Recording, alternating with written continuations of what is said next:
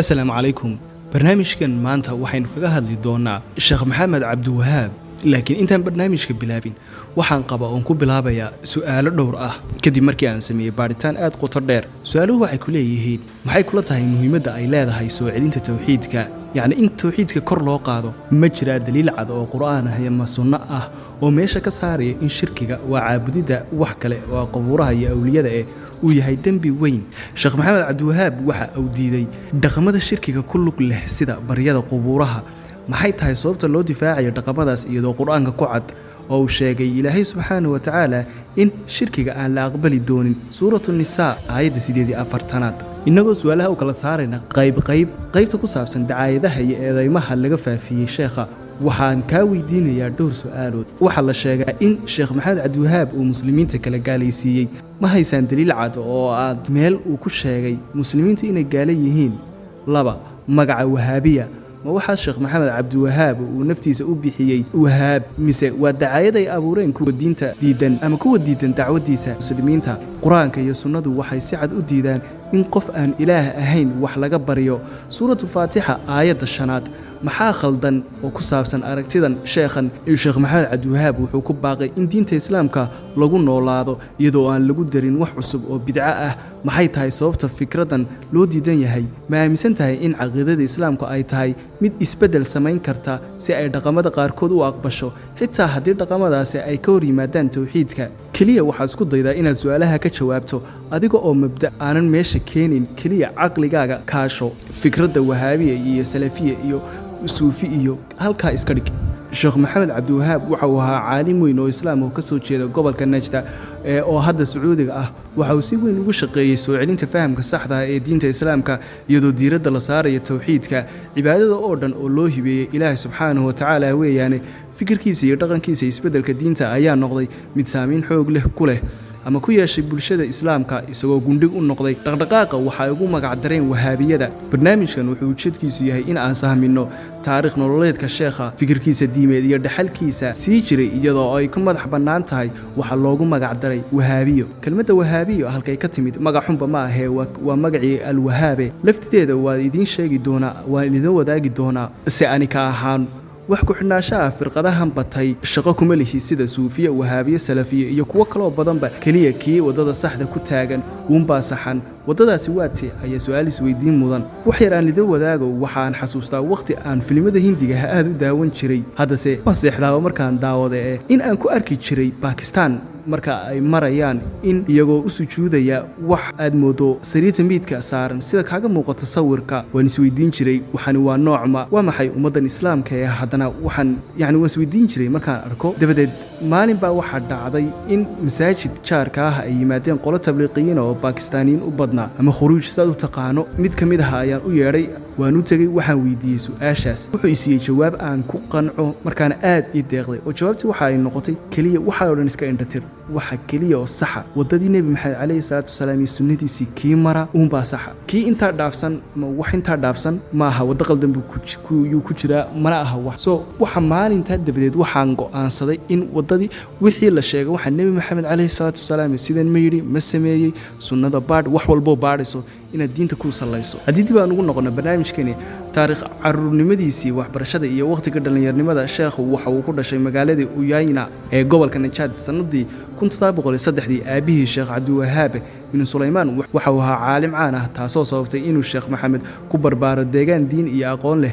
wuxuu Quraanka xifdiyey isagoo aad u daayar, wuxuuna bartay culuumta kala duwan ee islaamka sida fiqiga, tafsiirka iyo axaadiista.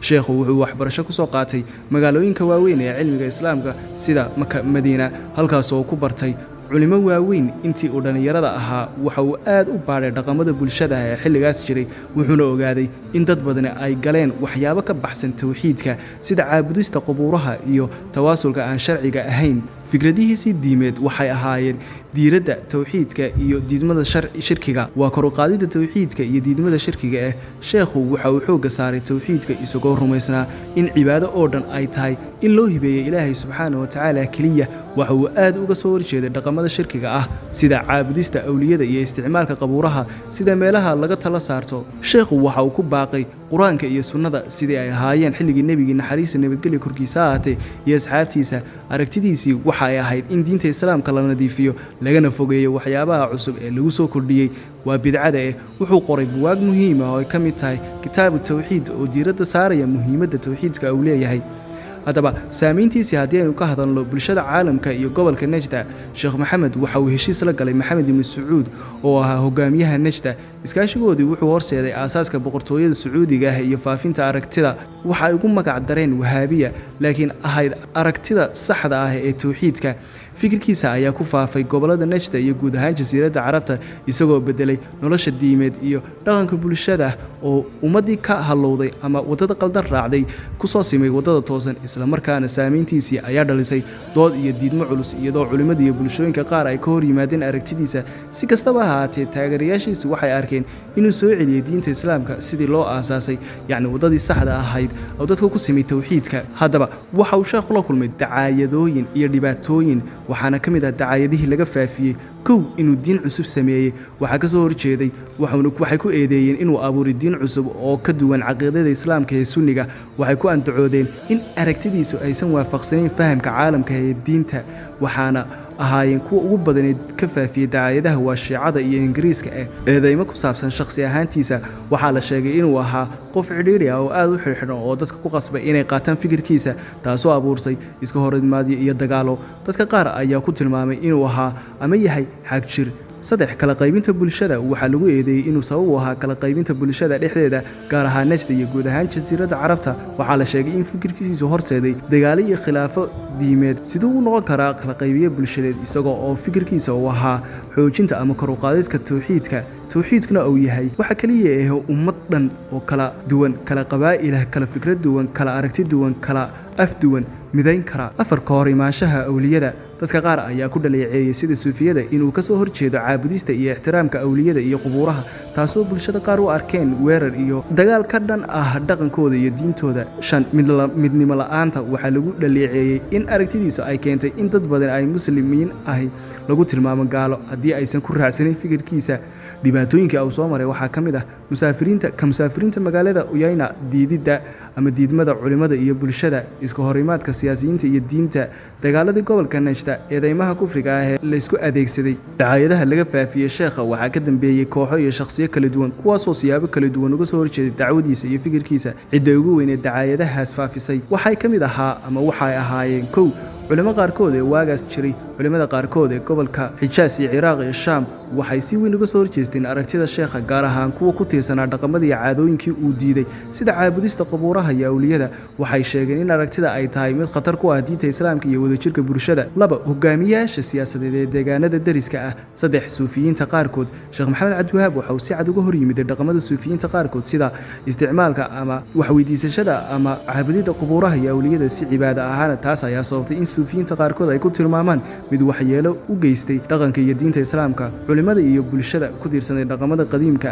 waxa kale oo ka mid ahaa kuwaas gubistayaasha iyo quwadaha ajnabiga dalka sacuudiga iyo dhaqdhaqaaqa wahaabiyada ee uu sheekh maxamed cabdiwahaab aasaasay waa sida yidhaahdeen waxay khatar ku noqdeen quwadaha ajnabiga ee gumaystaha iyo boqortooyada iyo cusmaaniyiinta iyo qaar ka mid quwadaha reer yurub waxaa dacaayad ka faafiyeen wahaabiyada iyagoo doonaya inay wiiqaan taageerada iyo bulshada sababaha dacaayadaha looga faafiyey waxaa ka mid khilaaf diimeed saamaynta siyaasadeed kala qaybinta fikradaha sheekh maxamed cabdiwahaab iyo beentii wahaabiyada magaca wahaabiya waxaa loo isticmaalay siyaabo kala duwan si loogu tilmaamo aragtida diimeed ee sheekha iyo dadka raacsan fikirkiisa si kastaba ahaatee magaca waxaa in badan loo adeegsan jiray si dacaayad iyo dhaleecayn oo looga hor yimaado fikirkiisa iyo dacwadiisa uu faafiyey sheekh maxamed cabdiwahaab muxuu ka yidhi wahaabiyada sheekh maxamed cabdiwahaab isagu kama uusan tegin magacan alwahaabiya mana ku magacaabin fikirkiisa ama dadkii raacsanaa waxa uu sheegay in dacwadda uu faafinay ay ku dhisan tahay qur-aanka iyo sunnada nebiga naxariis iyo nabadgelya korkiisa haate oo ayna waxba ka jirin dadka ku tilmaamay wahaabiya waxay ahaayeen kuwo isku dayaya inay dacaayad ka sameeyaan dacwadda tawxiidka ee ku baaqay beenaha laga faafiyey sheekha waxaa ka mid ah inuu diin cusub keenay, inuu muslimka kala geeyey, inuu khasab ku soo rogay fikirkiisa, inuu joojiyey cibaadada awliyada iyo qubuuraha, inuu soo kala qaybiyey muslimiinta. xaqiiqooyinka dhabta ee ku saabsan wahaabiyada haddii aan isla eegno, wahaabiyadu maahan diin cusub. wahaabiya waa magac ay dacayad ahaan u bixiyeen dad diidan dacwadda sheekh maxamed cabdiwahaab. arrintidiisan waa dib u soo celinta caqiidada saxda ee islaamka ah oo aan wax cusub ahayn. diiradda lagu saaray towxiidka. fikradda sheekh maxamed waxa uu ku salaysan tahay xaqiijinta towxiidka waa laa ilaaha ila allah iyo ciribtirka shirkiga. tani waa tiir aasaasi u ah oo islaamka uu ku dhisan yahay. dagaalka shirkiga iyo bidcada waxa uu si xoog leh uga dagaalamay dhaqamada shirkiga ah sida baryada awliyada. waxay tani ku dhisnayd fahamka qur'aanka iyo sunnada, aragtida ku salaysan caddaymo diimeed. dacwadda sheekha waxay ahayd mid ku salaysan daliil diimeed, dood cad iyo wacdi, intii ay ahaan lahayd kitaab khasab iyo dagaal keliya. dacaayadaha uu ingiriisku ka faafiyey sheekha iyo dacwaddii uu faafiyey waxay ahaayeen kuwo si gaar ah loogu talagalay in lagu wiiqo saamayntii aragtidii in uu noqdo hogaamiye diineed.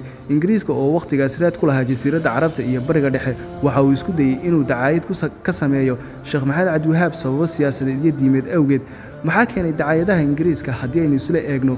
kow, xoogga dacwada towxiidka ah. sheekh maxamed waxa uu ku baaqay in dad muslimiin ah ay ku noqdaan towxiidka oo ay iska dhaafaan caqiidooyinka iyo dhaqamo ku salaysan shirkiga. fikraddu waxay khatar ku ahayd maamulka dadka qaarkood oo ku dhisnaa dhaqandhaqaale ku salaysan caqiidooyinka la xiriira qubuuraha awliyada iyo meelo kale oo barakaysan. haddii aan kuu waadixiyo, sheekhu waxa uu fikirkiisaas ama aragtidaas in towxiidka kor loo qaado uu soo baxay xilli ay noqotay ama ay badheer noqotay in awliyada iyo qabuuraha la caabudo.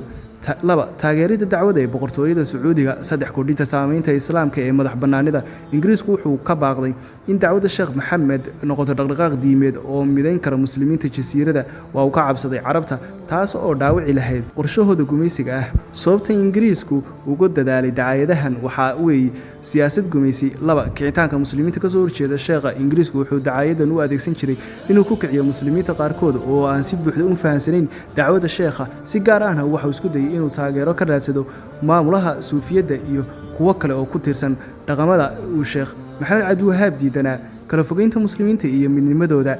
xaqiiqadii ku saabsan dacaayadahan. 1 wahaabiya ma ahan diin cusub.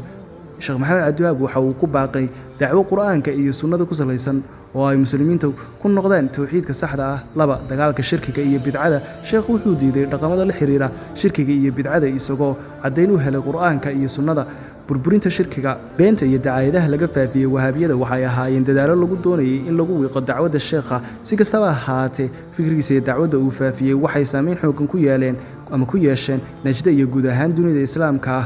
markii aan samaynay baadhitaano aad u tiro badan oo ku saabsan sababta ay u nacaan dadku wahaabiyada, haddii aad muuqaalkan soo daawato waxaad arkaysaa commentiga in dadka Pakistan uu ku leeyahay in marka la joogo Pakistan haddii uu qof tawxiidka kor u qaado ama waxyaabaha shirkiga iyo bidcada oo soo horjeesto waxa loogu magac daraa ama loogu yeedhaa qofkaas wahaabi. waxaad arkaysaa commentiga labaad, qofka Bosnia jooga waxay wahaabi ugu wacaan qofka tukada 5 waqti ee salaada kaasoo ku tukanaya masaajidka. haddii qof saay la arko waxa loogu magac darayaa wahaabi. sidoo kale haddii qof dumar ah aanad gacan qaadin ayuu ku leeyahay waxay ka micno tahay inaad wahaabi tahay. haddii garhka aad deysato waxay ka micno tahay inaad wahaabi tahay. qofkan waxa uu ku leeyahay waxaa cad in kelmadda wahaabi qofka qof kale ku caayaya ama cid kale ku caayaya inay kaliya ka tahay aqoon la'aan iyagoo magaca Ilaahay ee al-Wahaab u isticmaalaya inay qof u caayaan mid maanka ku hay. haddii kaliya lagugu waco wahaabi, bishaarayso waad guulaysatay oo waxaad ku sugan tahay wadada xaqa ah.